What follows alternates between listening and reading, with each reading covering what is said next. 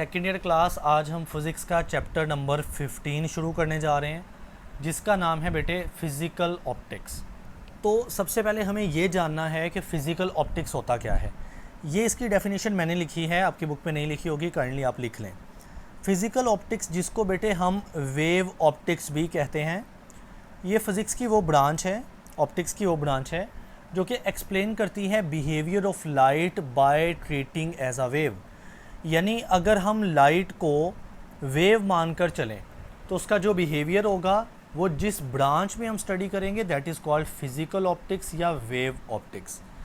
अब जेन में कुछ कन्फ्यूजन पैदा हुई कि लाइट को वेव मानना है, क्या लाइट कुछ और भी होती है? यस, लाइट के दो प्रॉपर्टीज़ हैं या दो बिहेवियर हैं।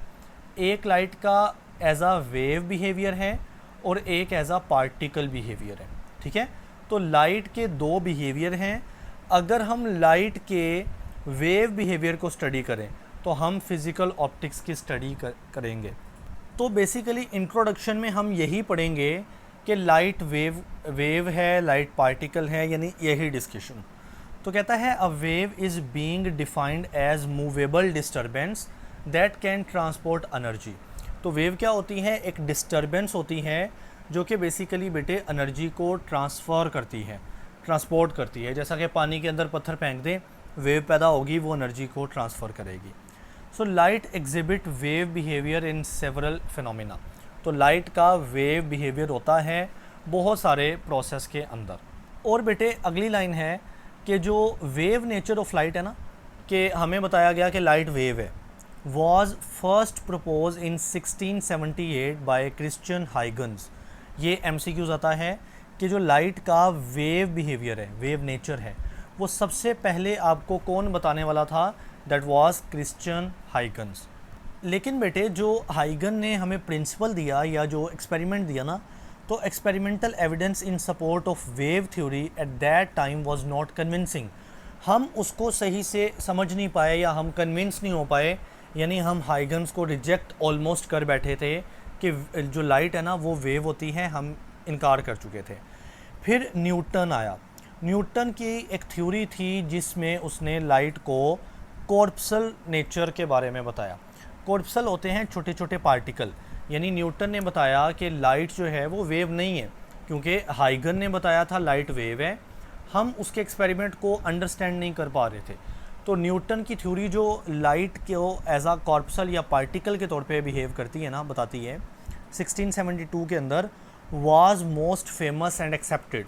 वो ज़्यादा मशहूर हुई और एक्सेप्ट की गई जी। तो बेटे इमेजिन करें ये एक लाइट का सोर्स है जहाँ से ऐसे लाइट निकल रही है, फैलती है लाइट, आपको पता है। तो ये छोटे छोटे वाइट डॉट्स देख रहे हैं, ये न्यूटन के मुताबिक लाइट के अंदर मौजूद पार्टिकल्स यानी कॉर्पसल्स हैं। ठीक हो गया। उसके बाद बेटे एक और इम्पॉर्टेंट पर्सनैलिटी आते हैं यहाँ पर, जिनका नाम है यंग।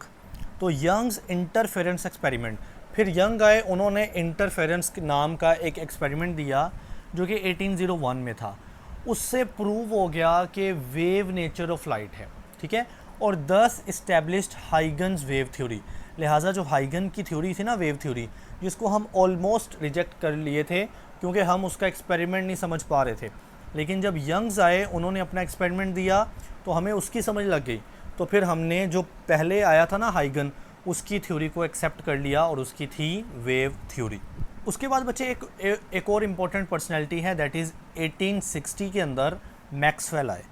मैक्सवेल ने कंसीडर किया लाइट को इलेक्ट्रोमैग्नेटिक वेव, यानी अगेन लाइट को वेव ही बताया, लेकिन आगे वेव की भी कैटेगरी बता दी कि जो लाइट है ना वो कौन सी वेव है, दैट इज़ इलेक्ट्रोमैग्नेटिक वेव। अब इलेक्ट्रोमैग्नेटिक वेव क्या होता है? जिसमें इलेक्ट्रिक फील्ड ऑसिलेट करती हैं यानी वाइब्रेट करती हैं, उससे पैदा होती हैं चेंजिंग इलेक्ट्रिक और मैग्नेटिक फील्ड। यानी इलेक्ट्रिक फील्ड किस तरह से वाइब्रेट होती है, उससे इलेक्ट्रिक और मैग्नेटिक फील्ड पैदा होती हैं जो कि म्यूचुअली रीजनरेट ईच अदर, यानी वो दोबारा अपने आप को रीजनरेट करते रहते हैं, इलेक्ट्रिक फील्ड मैग्नेटिक को, मैग्नेटिक फील्ड इलेक्ट्रिक को। ठीक है, and can propagate through vacuum. और आपको पता है इलेक्ट्रोमैग्नेटिक वेव ऐसी वेव होती हैं जो वैक्यूम यानी खाली जगह से भी गुजर के आती है। यही वजह है कि सूरज की रोशनी हम तक पहुंचती है, दरमियान में स्पेस है, वैक्यूम है, खाली जगह है। बहरहाल ये हमारे पास इंट्रोडक्शन है सारा। तो इससे हम ये वो सारी वही डिस्कशन है कि लाइट वेव भी है, पार्टिकल भी है, ये डिपेंड करता है एक्सपेरिमेंट के ऊपर और सिचुएशन के ऊपर। लेकिन इस चैप्टर के अंदर ना हमने लाइट को सिर्फ क्या मानकर चलना है, वेव मानकर चलना है, क्योंकि चैप्टर का नाम है फिज़िकल ऑप्टिक्स, जो कि लाइट का behaviour as a wave study करता है। तो इंट्रोडक्शन कंप्लीट होता है। आइए मूव करते हैं टॉपिक 15.1 के ऊपर, जिसका नाम है वेव फ्रंट। जी तो बेटे, जैसा कि मैं बता चुका हूँ कि हमने लाइट को वेव के तौर पर समझना है इस चैप्टर के अंदर। अब वेव के रिलेटेड एक बड़ी इंपॉर्टेंट टर्म है वेव फ्रंट। आइए देखते हैं क्या होता है। जी तो समझते हैं। लेट सपोज मेरे पास एक पॉइंट सोर्स है। पॉइंट सोर्स यानी एक छोटा सा पॉइंट है जहाँ से कोई वेव्स निकल रही हैं, चाहे वो वाटर वेव्स हों, चाहे वो लाइट वेव्स हों, या कोई भी हो, हम इससे ताल्लुक़ नहीं रखेंगे, जस्ट हम समझेंगे। तो मान लेते हैं कि एक वेव ऐसे निकल रही है। चलिए इसको बेहतर करके बनाता हूँ। ये वेव इस तरह से निकल रही है, ठीक है। और जाहिर है इससे तमाम डायरेक्शन में वेव्स निकलेंगी ना, तो एक वेव्स इस तरह से भी निकलेगी, ठीक है, और एक वेव्स इस तरह से भी निकलेगी। अब अगर मैं तमाम वेव्स के करस्ट वाले पॉइंट को मेंशन कर दूं, यानी करस्ट के ऊपर एक सेम पॉइंट को मेंशन कर दूं, तो बेटे मैं इन पॉइंट्स को बोलूँगा कि ये जो सारे पॉइंट्स हैं ना, ये सेम फेज़ के पॉइंट्स हैं। फेज़ आपको याद है पिछले चैप्टर में पढ़ा था, एंगल को बोलते हैं। तो मैं कहता हूँ कि तमाम करस्ट पे आने वाले जो सिमिलर पॉइंट्स होते हैं ना, वो सेम फेज़ रखते हैं। तो मैंने सेम फेज़ वाले पॉइंट्स बना लिए। अब अगर मैं इनके ऊपर एक इमेजिनरी सरफेस इस तरह से बनाता हूँ ना, ये मैं सही से बना नहीं पा रहा, इस तरह से ये इमेजिनरी सरफेस अगर मैं इस तरह से बना लूँ, तो बेटे that imaginary surface is the wave front, ठीक है। आई नो ये इतना अच्छे से समझ नहीं आया होगा, एनिमेशन से ज़्यादा समझ आएगी। बहरहाल अभी तक इतना याद रखें कि वेव फ्रंट एक इमेजिनरी सरफेस होती है, यानी आपको वेव्स के ऊपर वेव फ्रंट नज़र नहीं आएगा रियलिटी के अंदर, बिकॉज इट इज़ इमेजिनरी। सो ये ऐसी इमेजिनरी सरफेस होती है जो उन पॉइंट्स को जोड़ के बनती है वेव्स के ऊपर, उन पॉइंट्स को जिन पॉइंट्स का सेम फेज़ होता है। लेट सपोज सारे करस्ट को जोड़ दिया जाए तो बनेगी वेव फ्रंट, या सारे ट्रफ को जोड़ दिया जाए तो भी क्या बनेगी, वेव फ्रंट बनेगी। तो इसकी डेफिनेशन आपको यहाँ से मिलेगी कि वेव फ्रंट एक इमेजिनरी सरफेस होती है that connects all the points, जो सारे पॉइंट को जोड़ेगी, where the waves have the same phase, जहाँ पर उनका सेम फेज़ होगा। अब वेव फ्रंट जो है ना, उसकी 3 टाइप्स होती हैं जो अगले पेज पे बताई गई हैं। पहली टाइप है प्लेन वेव फ्रंट, दूसरी टाइप है सर्कुलर वेव फ्रंट, तीसरी है स्फेरिकल वेव फ्रंट। लेकिन मैं आपको सबसे पहले दूसरी टाइप समझाऊंगा, सर्कुलर वेव फ्रंट, देन मैं आपको बेटे तीसरी टाइप स्फेरिकल समझाऊंगा, और लास्ट पे मैं प्लेन समझाऊंगा। ओके बेटे, एनिमेशन से हम समझते हैं पहले सर्कुलर वेव फ्रंट। अच्छा, सबसे पहले मैं आपको ना वाटर से समझाऊंगा, क्योंकि पानी के अंदर पैदा होते हैं सर्कुलर वेव फ्रंट। अब इमेजिन करते हैं ये पानी, यहाँ पर एक वेव पैदा हो रही है ना, ऐसे गोल गोल पानी की वेव्स हैं जनरेट हो रही, जिनको हम वाटर रिपल्स भी कहते हैं। अब मैं वीडियो को ऑन करता हूँ, तो ये वाटर रिपल्स हैं जो कैसे पैदा हुए। इस पेंसिल की जो टिप है उसको ऐसे बार बार जब मारूंगा ना, तो आप देखेंगे कि पानी के अंदर यूं सर्कुलर वेव्स पैदा हो जाएंगी, क्योंकि ऐसे सर्कल में मूव कर रही है ना, और वेव्स आहिस्ता आहिस्ता फैल रही हैं। अब देखें पानी के कुछ हिस्से जिनको ये शाइन कर रहा है, ब्लिंक कर रहा है, ऊपर वाले ये करस्ट हैं, क्योंकि पानी के जो जहाँ पर पानी ऊपर ऊपर है ना बेटे, वो करस्ट है। और पानी के कुछ हिस्से ऐसे भी होंगे जो कि ये वाले हिस्से हैं जो कि नीचे गए हुए हैं, जिनको हम ट्रफ कहते हैं। तो जब पानी के अंदर हमने वेव्स पैदा की, बेसिकली 2 हिस्से पैदा हो गए, एक जो थोड़े ऊपर उठे हुए यानी करस्ट, और एक जो थोड़े नीचे गए हुए यानी ट्रफ, ठीक है। तो ये पानी के अंदर 2 हिस्से पैदा हो गए। अब बात को समझिएगा, पानी की वेव नो डाउट एक सर्कल में हर डायरेक्शन में फैली हुई है, पूरे सर्कल में रहते हुए, लेकिन मैं उनमें से एक इस तरह की वेव को बना लेता हूँ। अब जाहिर है इस वेव के अंदर ये जो हिस्सा है जिसमें मैं पॉइंटर मूव कर रहा हूँ, ये है बेसिकली करस्ट, क्योंकि यहाँ पर वेव ऊपर को उठी हुई है। लेकिन ये जो हिस्सा है जिस पे मैं पॉइंटर अब मूव कर रहा हूँ बेटे, ये नीचे को गया हुआ ट्रफ है। अब जैसे मैंने बताया कि पानी के अंदर ये पूरी डायरेक्शन में, पूरे सर्कल में वेव पैदा हो रही है ना, हमने तो जस्ट एक अपनी आसानी के लिए बनाई। अब हम इसी को देखते हुए जैसी एक दूसरी बनाएंगे, देन एक तीसरी, एंड देन मूव करते जाएंगे और पूरे सर्कल में हम वेव्स को ऐसे बना लेंगे। अब बात को समझना, ये जो सारे पॉइंट्स हैं यानी हर वेव का करस्ट पॉइंट, अगर मैं उनको मिला दूं तो हमने पढ़ा कि वेव फ्रंट वो इमेजिनरी सरफेस होती है जो कि तमाम फेज़ वाले पॉइंट, सेम फेज़ वाले पॉइंट को मिलाने से बनती है, यानी तमाम करस्ट को मिलाने से। तो अगर मैं तमाम करस्ट को मिलाऊंगा तो वो एक सर्कल नहीं बन जाएगा, तो ऐसी जो वेव फ्रंट होगी वो सर्कुलर वेव फ्रंट होगी। तो ये देखें, मैं इन तमाम वेव फ्रंट को पहले तमाम करस्ट को पॉइंट से मेंशन करता हूँ, देन मैंने इनको सर्कल से मिला दिया, तो ये बन गया बेटे सर्कुलर वेव फ्रंट। आइए इसको रीड करते हैं जी। तो बेटे कहता है जो सर्कुलर वेव फ्रंट है ना, रिप्रेजेंटेड बाय सर्कल, इनको हम सर्कल से मेंशन करते हैं, फॉर्म्ड इन द वाटर, जो कि पानी में बनते हैं, इनसाइड अ पॉन्ड, पॉन्ड यानी एक तालाब, तो एक तालाब में जो पानी है उसके अंदर पानी के सर्कुलर वेव फ्रंट बनेंगे। वही बात कि बेटे ये इमेजिनरी सरफेसेस होती हैं, they are not the real surfaces. अब अगर हम इसी को दूसरा जो है ना इसका वेव फ्रंट बनाएं जो थोड़ा दूर, थोड़ा बड़ा बनेगा, क्योंकि वेव्स आहिस्ता आहिस्ता फैलती हैं, देन उससे भी बड़ा हमारे पास वेव फ्रंट बन जाएगा। बहरहाल ये तो था पानी में। अब कंसीडर करें ये लाइट का एक पॉइंट सोर्स है, पॉइंट सोर्स, छोटा सा सोर्स, और उससे लाइट वेव्स निकलेंगी ना, तो सबसे पहले मान लेते हैं कि सिर्फ एक वेव निकलती है, हालांकि लाइट से एक वेव नहीं निकलेगी, तो हम इसलिए और भी इस तरह से वेव्स बना लेते हैं जैसा काम हमने पानी के साथ किया। लेकिन बेटे पानी और लाइट में ये फ़र्क होता है कि जो पानी की वेव्स होती है ना, वो एक इस तरह सर्कल या एक प्लेन पे रहती हैं, सरफेस पे रहती हैं, लेकिन जो लाइट है वो तो हर डायरेक्शन में फैलेगी। लाइट इस प्लेन पे भी रहेगी, इससे ऊपर भी जाएगी और इससे नीचे भी जाएगी।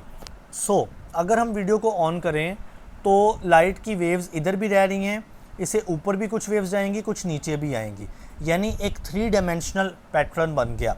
अब देखिए सारी वेव्स के करस्ट होंगे ना, तो अगर मैं सारी वेव्स के करस्ट को आपस में मिला दूं तो बेटे वो एक सफ़ियर बनेगा, वो सर्कल नहीं बनेगा, क्योंकि सर्कल होता है 2 डायमेंशनल जैसा कि पहले हमने देखा, जबकि ये सफ़ियर होता है 3 डायमेंशनल, जस्ट लाइक अ फुटबॉल और अ क्रिकेट बॉल। तो यहाँ पर देखें, मैंने इन तमाम वेव्स के जो ऊपर भी गई हैं 3 डायमेंशन में, नीचे भी आई हैं, राइट भी हैं, लेफ़्ट भी हैं, इनके तमाम करस्ट पॉइंट ये रेड डॉट से बना दिए।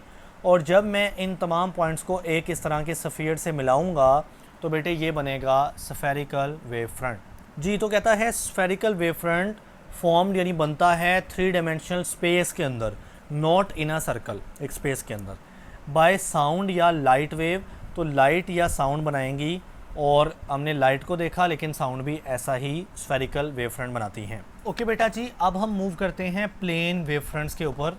आइए एनिमेशन से इसको समझते हैं जी। तो बेटे कंसीडर करें ये जो है ये सन है, सूरज है, और यहाँ पर हमारी अर्थ है जहाँ पर हम रहते हैं, और आप देख रहे हैं ना कि ये काफ़ी दूर दूर बॉडीज़ मौजूद होती हैं, यानी ज़मीन और सूरज एक दूसरे से काफ़ी फासले के ऊपर हैं। अब बात को समझना, जो सूरज है वो एक पॉइंट सोर्स है ना, जैसा कि अभी लाइट का एक पॉइंट सोर्स बनाया, क्योंकि यहाँ से लाइट निकलती है। तो आपको पता है लाइट के वेव फ्रंट क्या होंगे, ऐसे पूरे सफ़ियर होंगे। तो मैं यहाँ पर सिर्फ़ और सिर्फ अर्थ की तरफ आने वाले बना रहा हूँ, लेकिन ये पूरे एक सफ़ियर यानी एक गोल गेंद की तरह के होंगे, जैसा कि अभी पढ़ के आए हैं। लेकिन हमें सिर्फ अर्थ से ताल्लुक़ है ना, समझना हमें अर्थ पे है। तो ऐसे ये वेव फ्रंट, मैंने ये भी बताया था कि वेव फ्रंट बड़े बड़े हो जाते हैं जैसे ही वो दूर मूव करते हैं। इसकी वजह है कि ये वेव्स जो है ना वो फैलती हैं। तो नाउ ये जो स्फेरिकल वेव फ्रंट्स हैं, जब ये ज़मीन तक पहुंचते हैं तो ये इतने बड़े हो चुके होते हैं कि ज़मीन पर ये पूरे नहीं पहुंच पाते, क्योंकि ज़मीन काफ़ी दूर है ना। तो फिर इनका कुछ पार्ट पहुंच पाएगा। तो जब इनका पार्ट हम बनाते हैं ना, तो आप देखेंगे यहाँ पर कि इन वेव फ्रंट का सिर्फ कुछ हिस्सा पहुँच रहा है ज़मीन पर। और बेटे ये हिस्सा खुद प्लेन है, बिल्कुल फ्लैट, बिल्कुल गोल नहीं है। जैसे देखें ओरिजिनली जो वेव फ्रंट सूरज से आ रहा है वो तो नो डाउट स्फेरिकल है, क्योंकि लाइट का है, पॉइंट सोर्स का है। बट यहाँ पर जो ज़मीन पर एक उसका पार्ट पहुँच रहा है बच्चे, वो पार्ट खुद ऑलमोस्ट क्या है, प्लेन वेव फ्रंट बन रहा है इस तरह से। ऑलराइट, तो ये होते हैं प्लेन वेव फ्रंट्स जो कि रिप्रेजेंटेड बाय स्ट्रेट लाइंस, जिनको हम स्ट्रेट सरफेस या स्ट्रेट लाइन से रिप्रेजेंट करते हैं। अगर आप अपनी पेपर में या बुक में बनाएंगे तो आप इनको बिल्कुल ऐसी स्ट्रेट लाइन से बनाएंगे, ठीक है। Like light waves from the distant stars, यानी दूर पड़े सूरज से या सितारों से जो लाइट आ रही होगी वो बिल्कुल प्लेन वेव फ्रंट्स होंगे। या जब हम वाटर वेव्स पैदा करते हैं ना रिपल टैंक के अंदर, तो बेटे वो भी प्लेन वेव फ्रंट्स होते हैं। जैसा कि बेटे ये रिपल टैंक है, इसमें आपको ये जो सीधी सीधी ब्लैक लाइंस नज़र आ रही है ना, ये पानी के अंदर पैदा होने वाले स्ट्रेट या प्लेन वेव फ्रंट्स हैं। ओके बेटा, आपने यहाँ से लेकर यहाँ तक इसको एक बार रीड कर लेना है, मतलब इस पॉइंट से लेकर इस पॉइंट तक। ये वही बातें हैं जो मैं इस लेक्चर में एक्सप्लेन कर चुका हूँ। ओके बेटा, एक और चीज़ समझते हैं। मैंने अगेन वो पानी वाली वेव्स को बना लिया। आपको पता है ये जो लाइन है रेड लाइन, जो कि एक सर्कुलर वेव फ्रंट है, ये हमने किस किस पॉइंट को जोड़ के बनाई थी बेटे? याद करें, ये हमने वेव फ्रंट को करस्ट के पॉइंट को जोड़ जोड़ के बनाई थी वेव फ्रंट। और अगली जो है वो भी करस्ट के पॉइंट को जोड़ा था। तो आपको पता है एक करस्ट से दूसरी करस्ट का डिस्टेंस क्या होता है? वेवलेंथ यानी लैम्डा। तो यही वो बात कर रहा है कि जो दो वेव फ्रंट्स होते हैं उनके दरमियान का जो फासला होता है दैट इज़ कॉल्ड लैम्डा यानी वेवलेंथ। क्योंकि करस से करस तक या ट्रफ से ट्रफ तक हम इसको वेवलेंथ ही बोलते हैं। तो ये बात कहता है कि जो शॉर्टेस्ट डिस्टेंस है ना बिटवीन वेव फ्रंट्स, दो वेव फ्रंट के दरमियान, that is equal to the wavelength of wave. ये MCQs आएगा आपको। ओके बेटे, आगे मज़ीद एक बात समझते हैं। देखें यहाँ पर ना, यस, आप देखें कि ये जो गोल लाइंस हैं, ये जो ब्लू ब्लू लाइंस हैं, ये तो क्या हैं? ये गोल वेव फ्रंट्स हैं। लेकिन जब वेव ट्रैवल करती है ना, उसकी जो डायरेक्शन होती है वो इसके परपेंडिकुलर होती है, बिल्कुल ऐसे कि जैसे ये सीधी लाइन है और ये जो गोल सरफेस है, इनके दरमियान अगर मैं यहाँ पर एंगल बनाऊँ that will be 90 degree angle. तो इस वजह से परपेंडिकुलर होंगे। ये बात उसने लिखी है, कहता है जो डायरेक्शन है ना transfer of energy of wave, जिस डायरेक्शन में वेव एनर्जी ट्रांसफ़र कर रही है that is always perpendicular to any point on the surface of given wave front. तो वो गिवन वेव फ्रंट के किसी भी पॉइंट से परपेंडिकुलर होती है जी। तो बेटे डायग्राम के नीचे यहाँ से लेकर आपने यहाँ तक पढ़ लेना है। ये बिल्कुल वही 3 बातों की एक्सप्लेनेशन है जो ज़ाहिर है मैं समझा चुका हूँ इस वीडियो में। आई होप आपको पढ़ते हुए कोई प्रॉब्लम नहीं मिलेगी। ओके बच्चे, बात को समझते हैं। यही बात को मैंने बोला कि जो वेव फ्रंट्स हैं ना, जैसा कि यहाँ पे गोल गोल वेव फ्रंट्स हैं सर्कुलर, उनके ऊपर जो वेव की डायरेक्शन है वो एक परपेंडिकुलर लाइन होती है। मैं मज़ीद लाइंस बनाता हूँ। ये लाइन है जो कि 90 डिग्री यानी परपेंडिकुलर बना रही है, और ये भी लाइंस हैं जो ऊपर को जा रही हैं, जो इधर को जा रही हैं, क्योंकि वेव तो चारों तरफ फैल रही है ना। तो अगर मैं इन वेव फ्रंट्स के ऊपर लाइंस बनाऊँ जो कि किस चीज़ को रिप्रेजेंट करें? वेव की डायरेक्शन को। वो लाइंस जो हैं वो ये नहीं बताती कि वेव्स लाइन की शक्ल में मूव कर रही है, नहीं, वो ये तो बता ही नहीं रही। वेव तो वेव फ्रंट की शक्ल में मूव करती है, बट वो जो लाइंस हैं वो डायरेक्शन बता रही हैं कि वेव्स ऐसे चारों तरफ फैल रही हैं, ठीक है। तो उन लाइंस का बेटे नाम होता है रे, लाइट की रेज। सो इसको देखते हैं। कहता है a line at right angle to the wave front, यानी अगर हम कोई भी शक्ल के वेव फ्रंट बना लें, उसके ऊपर अगर हम एक लाइन बनाएं जो कि राइट एंगल के ऊपर हो, यानी परपेंडिकुलर लाइन हो जैसा कि मैंने दिखाया, और वो लाइन क्या बताए बेटे? डायरेक्शन वो शो करे, डायरेक्शन ऑफ ट्रैवल, कि वेव की ट्रैवल करने की डायरेक्शन क्या है, दैट इज़ कॉल्ड अ रे। उस लाइन को हमने रे बोलना है, जैसा कि इस फिगर में बताया गया। अगर ये प्लेन वेव्स हैं तो उसके परपेंडिकुलर ये लाइन बनती है, तो ये बेटे एक रे है। अगर मैंने ये वाली मिसाल दी थी एनिमेशन के अंदर, तो उसमें इस तरह चारों तरफ लाइंस बनेंगी, तो ये चारों रेज हैं। ओके जी। तो बेटे अब हमने देखे ना कि हमारे पास वेव फ्रंट 3 तरह के हैं, प्लेन वेव फ्रंट, सर्कुलर और स्फेरिकल, ठीक है। तो कहता है कि इन दिस चैप्टर, यहाँ पर जो अगले लेक्चर्स हम देखेंगे ना, तो हम एज्यूम करेंगे प्लेन वेव फ्रंट्स, यानी ये जो पहली कैटेगरी है ना प्लेन वेव फ्रंट, तो हम वो एज्यूम करने जा रहे हैं, ठीक है। From different sources to study interference और डायफ्रैक्शन फिनोमिना, यानी इस चैप्टर में आप इंटरफेरेंस समझोगे, डायफ्रैक्शन समझोगे, और उसके लिए बेटे आप क्या देखोगे? Plane wave fronts. ओके बेटे, हमने अभी बात की कि हम ना इस चैप्टर के अंदर प्लेन वेव फ्रंट्स देखेंगे, हम सर्कुलर को, स्फेरिकल को इम्पोर्टेंस नहीं देंगे इस चैप्टर के अंदर। तो अब सवाल पैदा होता है कि प्लेन वेव फ्रंट्स को कैसे हम अपनी लैब के अंदर जनरेट करवाएंगे, क्योंकि हमने तो देखा कि वो तो दूर से आने वाली सूरज की रोशनी, सितारों की रोशनी से बनते हैं ना, तो हम अपनी लैब के अंदर कैसे जनरेट करवाएंगे? देखिए इमेजिन करें ये लाइट का एक सोर्स है जिससे लाइट ऐसे चारों तरफ फैल रही। आप मुझे बताएंगे ये जो सीधी लाइन है ये क्या ये वेव फ्रंट है? नहीं, वेव फ्रंट तो होंगे ऐसे सर्कुलर। तो बेटे ये जो सीधी लाइन है ये बेसिकली लाइट की रेज़ हैं। जो मैंने बताया जो स्ट्रेट लाइंस होती हैं वो लाइट की रेज़ होती हैं। तो हम लाइट की रेज़ को बनाते हैं और उसके आगे मैंने ये एक कॉन्वेक्स लेंस रखा है। और मज़े की बात, ये जो लाइट का सोर्स है ना, लाइट का सोर्स, ये आपने रखना है इस लेंस के प्रिंसिपल फोकस या फोकल पॉइंट के ऊपर। क्योंकि ये आपने अपनी मैट्रिक क्लासेस में देखा हुआ है कि लेंस के थोड़ी दूर एक पॉइंट होता है जिसको हम बोलते हैं फोकस पॉइंट या प्रिंसिपल फोकस। तो अगर मैं लाइट के पॉइंट सोर्स को उस फोकल पॉइंट के ऊपर रख दूं तो नो डाउट लाइट जो है वो चारों डायरेक्शन में यानी हर डायरेक्शन में मूव करेगी, बट जब वो लेंस में से पास होगी ना तो वो बिल्कुल एक सीधी डायरेक्शन में जाएगी। अभी भी ये लाइट की रेज़ हैं, लेकिन अगर हम इनको ऐसे मिला दें तो वेव फ्रंट बनेंगे, जो कि ये वाला ये वाला ये वाला, ये सारे सीधे सीधे क्या हैं, प्लेन वेव फ्रंट्स हैं।